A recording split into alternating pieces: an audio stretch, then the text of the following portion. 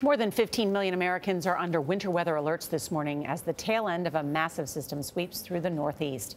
The storm started in the Pacific Northwest 4 days ago and brought snow, sleet, and freezing rain from coast to coast.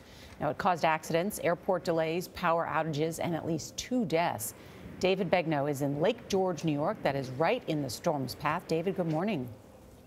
Nora, good morning. Welcome to Lake George. We are about halfway between Manhattan and Montreal, Canada. There's nothing unusual about snow this time of the year. It's the middle of winter.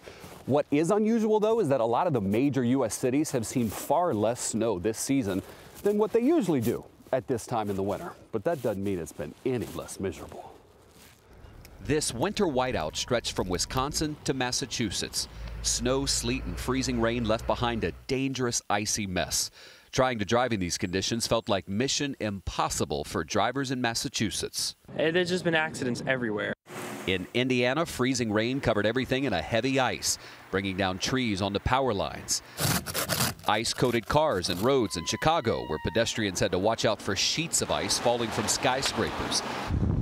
The heavy rain even triggered landslides that shut down part of a Cincinnati highway. When we arrived in Saratoga Springs, New York, the wet snow and slick streets had kept some people off the road altogether. I do drive, but I am avoiding driving today. In Minnesota alone, over a 10-hour span, state police responded to 179 crashes and more than 300 spinouts. The storm dumped nearly a foot of snow in parts of the Midwest, and an additional foot is expected in Wisconsin and Michigan today, burying folks already trying to dig out.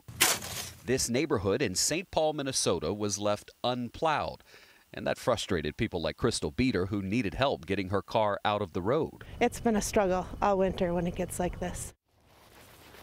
We hear you, Crystal. You know, last year it was really snowy in the east. Now it's been a reverse. A lot of snow out west in Seattle, not as much on the east coast. But John, this morning the award for the most snowfall goes to Caribou, Maine.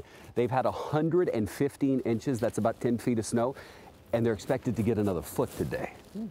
My goodness. Thank you, David. That is no Louisiana riverboat behind you. It's cold up there for a Louisiana boy. Thank you, David.